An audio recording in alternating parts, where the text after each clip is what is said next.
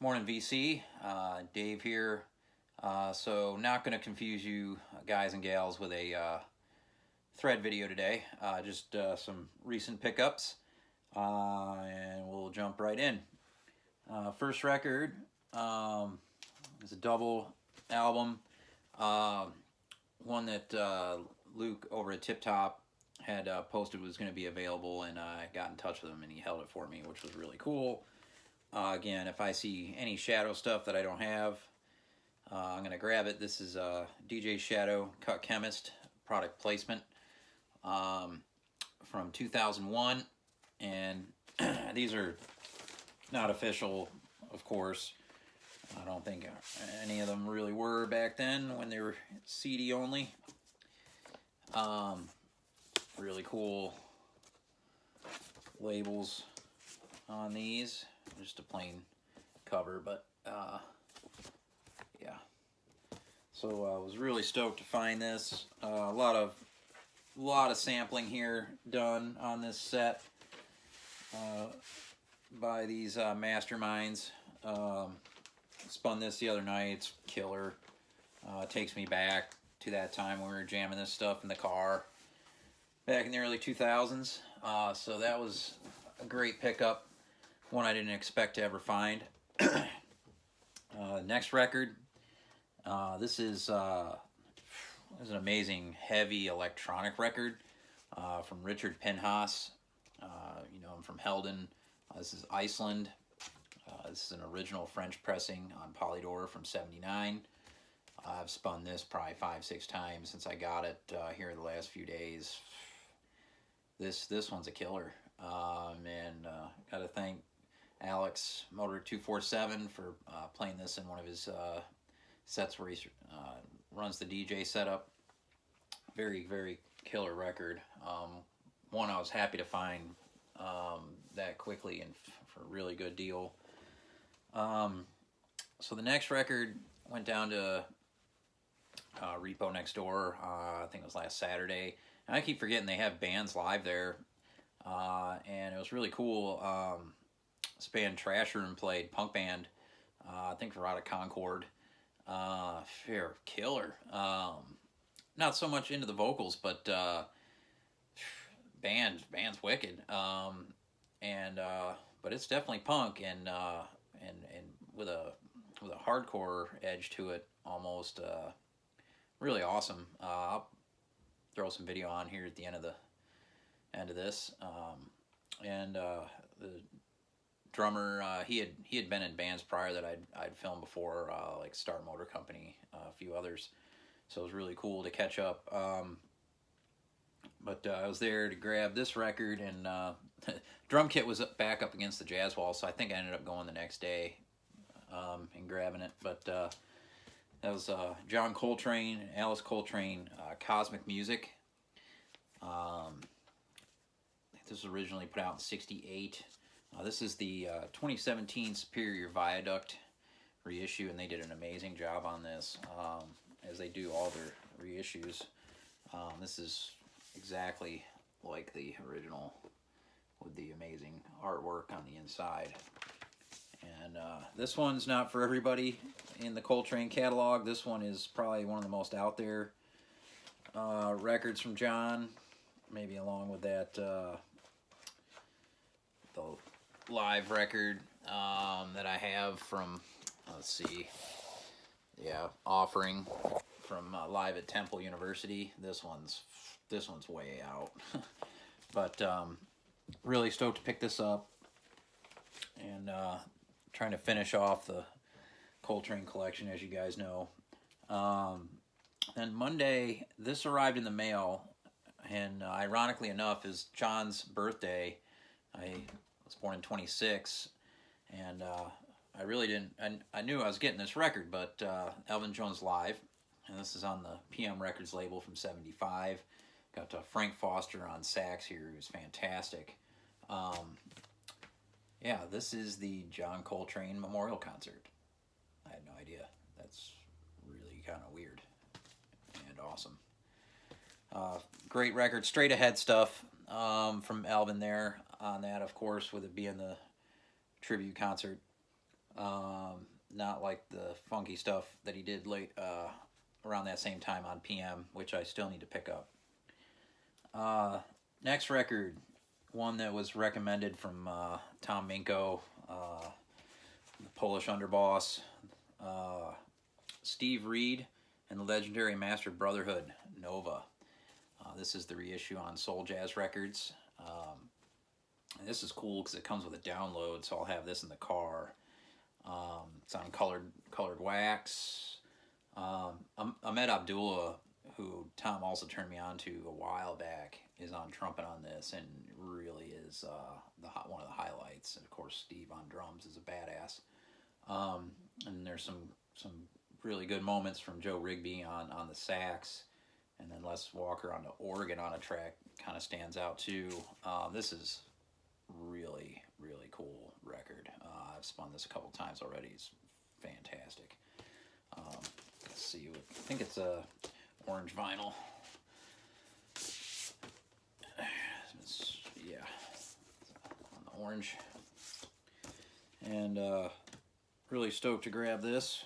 And yes, Chris, I will be leaving the shrink wrap on this bad boy with the hype sticker. Drive you crazy. So yeah, picked that up at Lunchbox on Thursday. Checked out what all they had and got a nice stack for Friday for payday, and rolled in and grabbed this that was in the used bin. It was still sealed, and you'll notice by the Trail of Dead source tags and codes from 2002. My favorite record of theirs. I've only ever had it on CD. Can't really afford an original on this. Well, I probably could, but it's just one of those things. A lot of stuff I have on CD, I hold off on getting on vinyl most of the time if originals are expensive, because it's just, I don't know, one of those things. I'll grab a great reissue if one comes around, and this is one.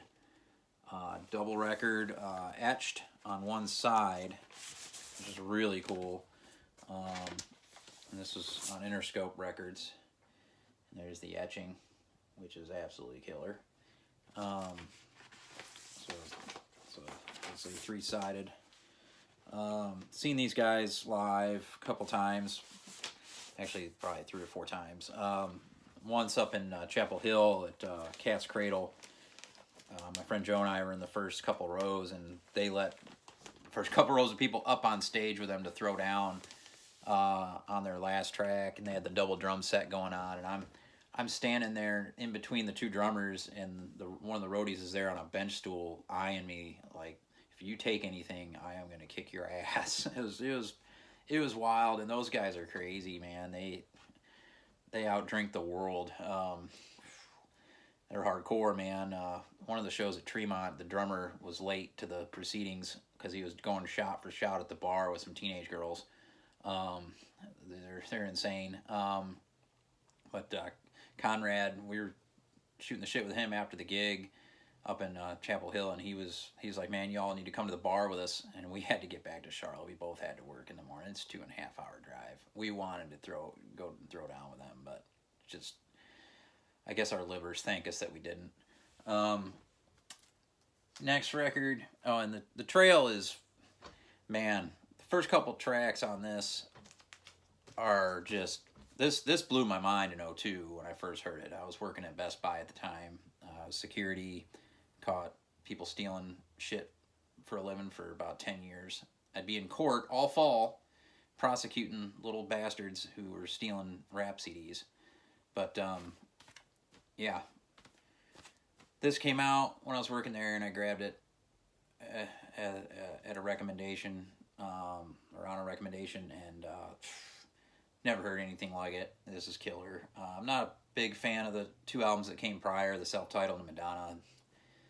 Self-Titled I like better than Madonna, actually, and they actually just toured Madonna, like an anniversary tour, like 20 or 25 years, some heinous amount of years. But this one rocks the fucking house. Next, they had in the used bin, another one, fantastic Choose Your Weapon from Hiatus Coyote from 2015. Man, this record has it all. Napalm is one of my favorite current musicians. She is remarkable.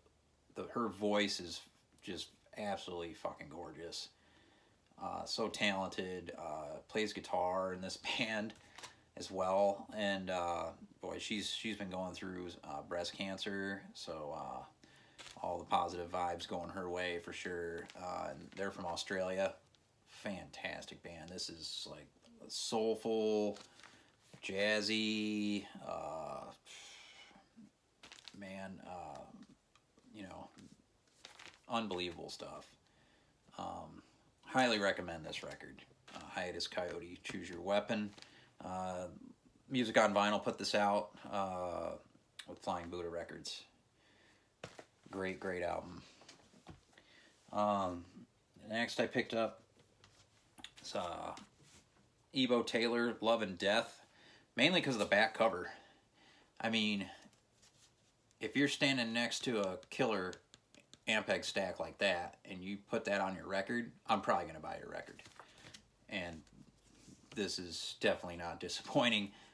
This is Afrobeat of the highest order.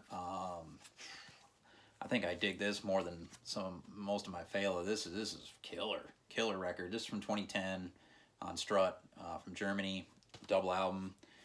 The only thing with this, the second record's fine. The first record's just a tiny bit dish warped. Not too bad, but it plays fine. A little bit disappointing with the new record, but it plays through just fine. So I jammed this last night. It's killer. Fantastic album. You got Ebo Taylor's a guitarist singer from Ghana. You got the Berlin's Afrobeat Academy backing him up here. Killer record. Highly recommended. The next is one. This one's the best of the lot. This is one that Roger Coleman had highly recommended, and I was thinking I was going to have to order it, but they had a copy in at my local. So, Irreversible Entanglements. This is on International Anthem Recording Company, split release with Don Giovanni Records out of New Jersey. This was recorded in 2015. But it's relevant now. It at a place called Seizures Palace in Brooklyn, and man, this is drums and bass on this are amazing. It's a free jazz venture here with you got Kamai Iowa. I'm gonna butcher the name on vocals. It's spoken word, poetic, very intense, just unbelievable record. One of the best I've picked up in a long time. This is really great. Already spun this a couple times. Some of the lyrics are absolutely spot on to what's going on now. It's like 4 pills and a paper cup is America, which, yeah, America sucks ass right now. We got to get some shit taken care of here next election. And I've got Makoto Terashita meets Harold Land. This is an original, and this came out in '84 on Akita's disc in Japan. And this is the reissue that's just put out by BBE, Barely Breaking Even, out of the UK, who do a great job with their reissues. The first track, Dragon Dance, is on the new comp, which I highly recommend, and I think I showed in my last video. This was on hold for me. Double album, gatefold, all the information on what went down. This is really beautiful piano playing, and Harold Land is such an underrated tenor player. Great album. So pick that up as well. And Yeah, going to be getting the new Coltrane. That's what I was there to get, and I ended up getting all this other stuff. It hadn't come in. UPS hadn't dropped it. So I've got one on hold for the Blue World release. Heard mixed things about it, but I mean it was made for a movie, so it is what it is. Very happy it's been put out. Anything that he's done that has never seen the light of day, bring it on. I mean, there's nothing to fucking complain about when that's concerned. But yeah, stick around for some footage from Trash Room from down at Repo Records. Peace.